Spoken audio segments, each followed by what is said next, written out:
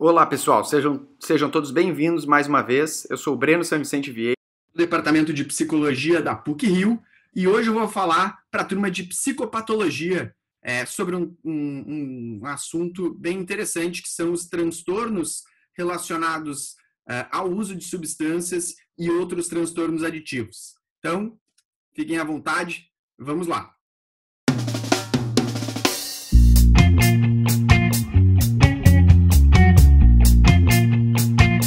Então, o nome do capítulo, vamos começar com essa informação, se chama Transtornos Relacionados a Substâncias e Transtornos Aditivos. Esse é o nome, né? O nome não é drogas, não é transtornos por uso de substâncias, não é transtorno dependência química, enfim, tá? Só que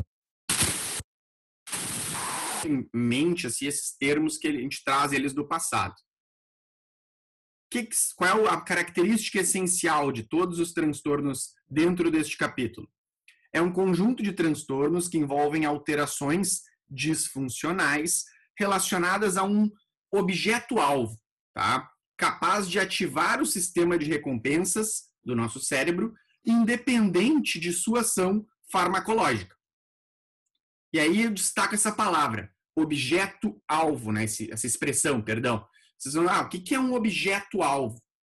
Objeto-alvo é uma substância ou um comportamento que possui a capacidade de ativar o nosso sistema de recompensas ali, principalmente áreas límbicas e mesolímbicas, tá? Que tem a ver com a nossa percepção de prazer, euforia e lembranças e memórias associadas, tá? E é importante que a substância ou o comportamento tenha a propriedade, a capacidade de ativar o sistema de recompensas independente da sua ação farmacológica. Como assim? Tem que ser algo que cause prazer, mesmo que a substância em si não depende da propriedade química da substância. A propriedade química da substância ajuda, mas não obrigatoriamente é isso que vai fazer diferença.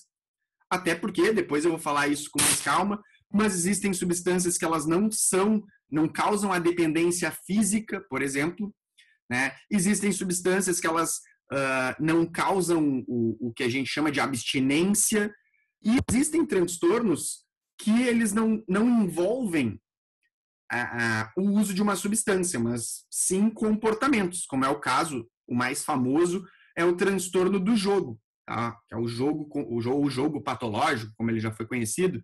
O transtorno do jogo é pessoas que gostam e que acabam, em função do prazer, jogando muito, e aí elas acabam, às vezes, se prejudicando em função disso.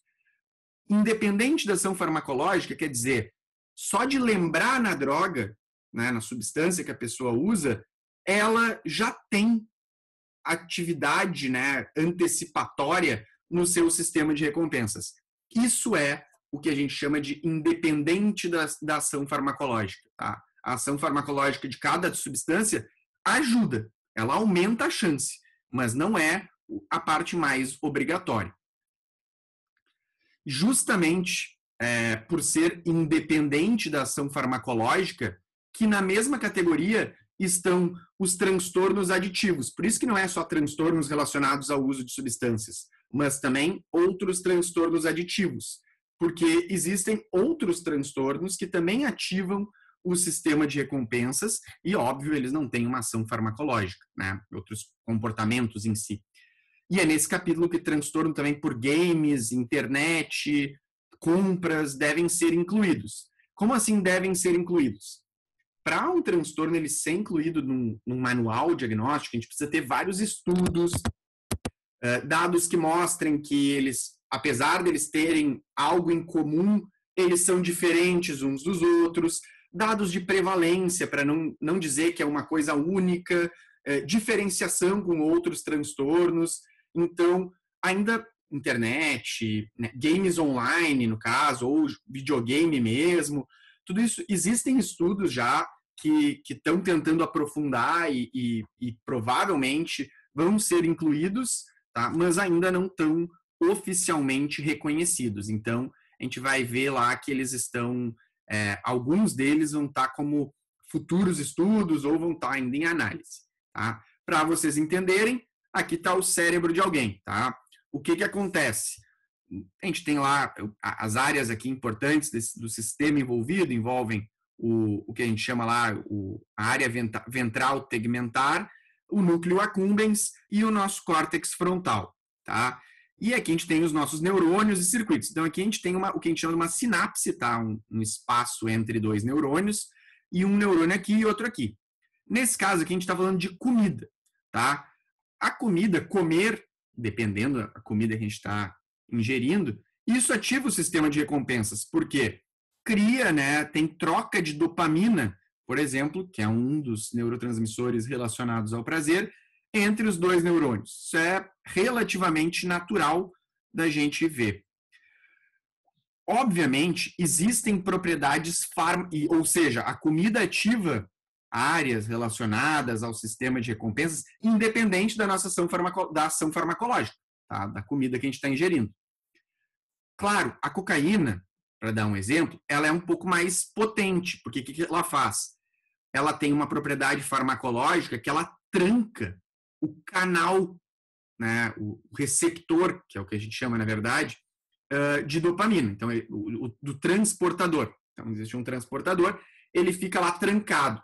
Com isso, aumenta as bolinhas laranjas aqui na fenda sináptica, tá?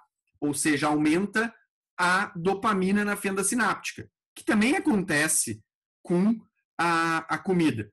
Obviamente, aqui a gente tem um aumento maior, tá, do que no caso da comida, mas existem nos dois casos. E a propriedade farmacológica da cocaína ela acaba facilitando esse fenômeno. Mas não é só a comida, não é só a cocaína que vai causar isso. Outras coisas também ativam. Comida, sexo, compras para algumas pessoas, enfim, a gente vai ter várias atividades e comportamentos que podem ativar o sistema de recompensas.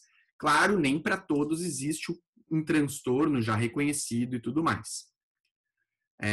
Ainda sobre isso, é justamente nessa linha que já existem alguns estudos indicando que pode existir o que a gente chamaria de um transtorno por comida, né? Uma dependência por comida, que não é o comer compulsivo, mas sim um comer em função de uma espécie de um hábito, de um comportamento disfuncional relacionado. Inclusive, em modelos, né, estudos animais, trabalhar lá, mesmo que seja com rato, com camundongo, usar droga de verdade, seja o álcool, cocaína, heroína, anfetamina, seja lá o que for, muitas vezes é difícil, exige uma série de cuidados de segurança, né? Então, há muito tempo já se reconheceu que o açúcar também tem esse mesmo potencial. Inclusive, então, vários estudos com modelos animais, em vez de usar uma outra droga, os pesquisadores eles usam usam açúcar, né? Eles criam uma espécie, uma dependência de açúcar no animal e ele se comporta como da mesma forma, bem parecida, como se fosse uma substância, né, heroína, cocaína, álcool, tabaco, enfim. Então, vamos lá. Os transtornos relacionados a substâncias e outros transtornos aditivos. Quais são eles, tá? E aí, essa é uma parte que gera, às vezes, confusão, então eu quero deixar ela bem clara. Fiz um gráfico aqui para vocês. Transtornos relacionados a substâncias e outros transtornos aditivos é um capítulo, tá? Esse capítulo, todos os transtornos relacionados, né, incluídos nele, possuem como uma característica comum aquilo que eu estava falando antes, de eles são todos relacionados a características, a padrões de comportamento disfuncionais, desadaptativos, relacionados a um objeto-alvo. Um objeto-alvo é algo que ativa o sistema de recompensas independente da sua ação farmacológica. Dentro desse capítulo, a gente vai ter 3 subseções. Os transtornos por uso de substâncias, os transtornos induzidos por substâncias e outros transtornos aditivos. Os transtornos por uso de substância são aqueles que vão ter comportamentos desadaptativos de uso que envolvem baixo controle, uso arriscado, prejuízo, tolerância e ou abstinência. Ou seja, aqui, e essa aqui é uma parte interessante, não é a droga, ela é, claro, a substância é o que está fazendo aquilo com o indivíduo, mas o que mais muda no indivíduo é a forma dele se comportar na vida dele. São os comportamentos relacionados com a droga. Ele passa a não ter controle do uso da substância, né? Ou ele passa a fazer o uso dela em situações que ele não deveria fazer, que são arriscadas de se fazer, ou ainda ele usa e tem problemas em função daquilo, né, que é o prejuízo, ou ainda ele tem alterações que a gente chama farmacológicas, que eu vou explicar daqui a pouquinho, que também podem surgir. Tem também os transtornos induzidos. Os transtornos induzidos têm a ver, usei a substância e o efeito da substância em mim cria sintomas que são causados diretamente pela substância, tá? Mas, e aí causa alterações. Isso, aqui exemplos que eu vou dar depois, a intoxicação é um deles, a abstinência, que é quando começa a diminuir o uso da substância, são alguns desses exemplos. O efeito da droga está causando em mim sintomas que são, enfim, descritos como um transtorno mental. E existem ainda os outros transtornos aditivos, caracterizados por comportamentos, né, ou seja, não são por substâncias, que levam a padrões desadaptativos de funcionamento, com baixo controle, realização do comportamento arriscado e também prejuízo, que são, enfim, comportamentos, né, outros transtornos aditivos. Depois eu vou falar um pouquinho do que tem em cada uma dessas categorias. Então, que é o que a gente vai ver agora. Pra vocês terem uma ideia, depois eu vou falar com calma de cada um deles, separadamente, mas temos lá transtornos por uso de substâncias, transtornos induzidos por substâncias e outros transtornos aditivos. Transtornos por uso de substâncias, que é o que a gente antigamente chamava de dependência química, a gente vai ter de quase todas as substâncias existentes como substâncias de abuso, tá?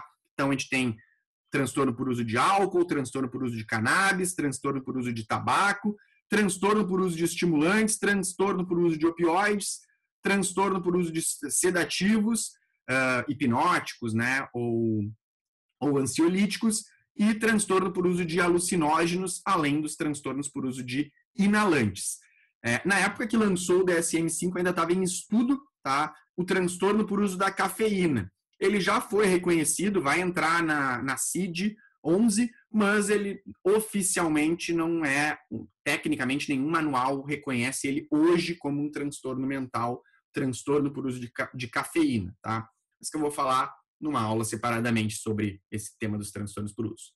Transtornos induzidos por substância, temos a abstinência, a intoxicação e os transtornos mentais induzidos.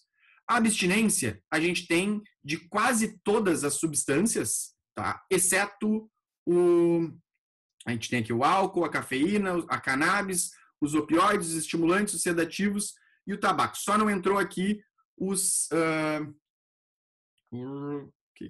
inalantes, tá? É o único que não temos uma síndrome de abstinência, exatamente.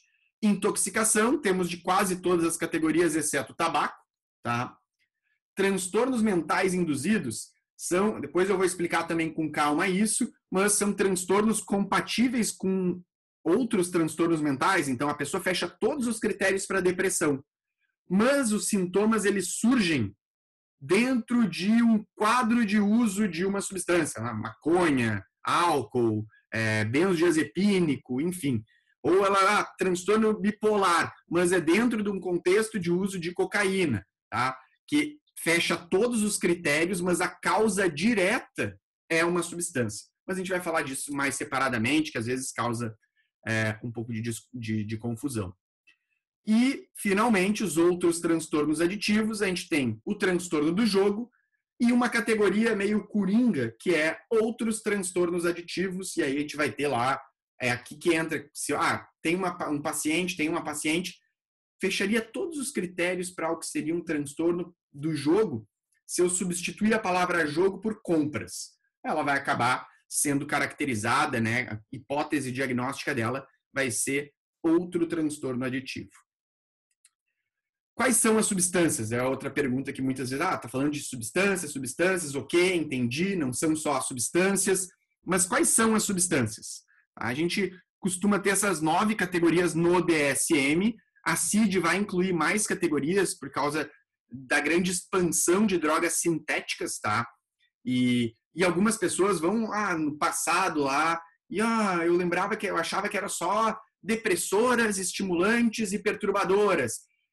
Farmacologicamente, essa é uma visão razoável para entendimento, tá? É um pouco simplista, mas todas essas categorias, elas têm a ver com a origem da substância, os efeitos que ela causa, eventualmente a via de uso e ainda o curso, né, do padrão de uso e evolução, prognóstico das pessoas que podem fazer o uso delas.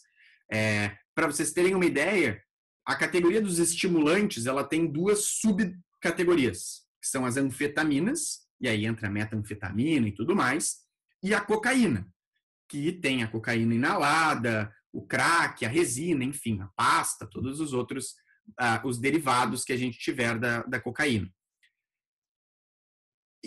Por regra, a cafeína também seria um estimulante. E o diagnóstico lá, ele fica transtorno por uso de estimulante. Só que botar a cafeína nessa classe, dizer que dentro da mesma categoria iam ter lá o mesmo diagnóstico inicial, ele ia descrever um transtorno por uso de cafeína, que pode ser bem grave, tá? Não é para minimizar, mas o transtorno por uso de cafeína com um transtorno por uso de cocaína, o curso, a evolução dos efeitos, dos prejuízos e tudo mais é muito distinto. E então se observou que não faz sentido manter eles numa única categoria, então se fez essas divisões, tá? E essas divisões são o álcool, que enfim é conhecido, e aí todas as formas, cerveja, destilados, enfim, todos os outros derivados, vinho, cachaça, vodka, licor, acabam entrando aqui no álcool. Transtorno por uso de álcool é a antiga dependência, tá? Por álcool. A cannabis, que é a maconha e todos os derivados. A cafeína também, e todo, né, desde do café mesmo, chimarrão, tudo que envolve cafeína. Os alucinógenos aqui entra em especial aqui a gente vai ter várias classes, tá? Tem a feniciclidina, a gente tem também os cogumelos, a gente tem uma série, tudo que causa alucinação, tá? Como princípio básico. Óbvio que outras drogas também podem causar alucinações, mas a composição inicial é para causar alucinações. Os inalantes, onde entra o loló, tá? Em especial a cola, são os mais famosos. A gente tem também os opioides, que o opioide, o ópio, ele vem da papoula, né, da flor de papoula, que a gente tem a droga precursora, a substância precursora foi o ópio, mas a gente tem também heroína e outras, morfina, várias outras drogas que são, agora está uma crise de uso de opioides nos Estados Unidos, por exemplo, e aí a substância mais utilizada é o fentanil, tá? Que é mas enfim, existem vários medicamentos e substâncias que são derivadas do ópio. Os sedativos, hipnóticos e ansiolíticos, aí aqui entra o benzodiazepínico, com o Rivotril, entra aqui também aqueles outros nomes, enfim, que são todos benzodiazepínicos, hipnóticos e também ansiolíticos, e estimulantes, que aí temos a cocaína e as anfetaminas, e por fim o tabaco, que é o tabaco em todas as suas formas de apresentação também. A parte inicial sobre o que são os transtornos relacionados a substâncias e outros transtornos aditivos, que são transtornos que envolvem comportamentos, né, e sintomas desadaptativos relacionados a um objeto-alvo que ativa o sistema de recompensas independente da ação farmacológica, da sua ação farmacológica. Era isso. Eles são divididos em transtornos por uso, transtornos induzidos e também os outros transtornos aditivos. Existem ali as 9 classes de substâncias que a gente viu. E esse conteúdo eu fico por aqui, tá? Espero que tenha ajudado vocês a entender um pouquinho mais sobre esse conceito. Nos vídeos seguintes, eu vou explicar um pouquinho mais sobre cada uma dessas categorias e dar alguma aprofundada. Tá ok? Podem me encontrar por e-mail ou nos nossos próximos encontros. Fiquem todos bem. Tchau, tchau para vocês.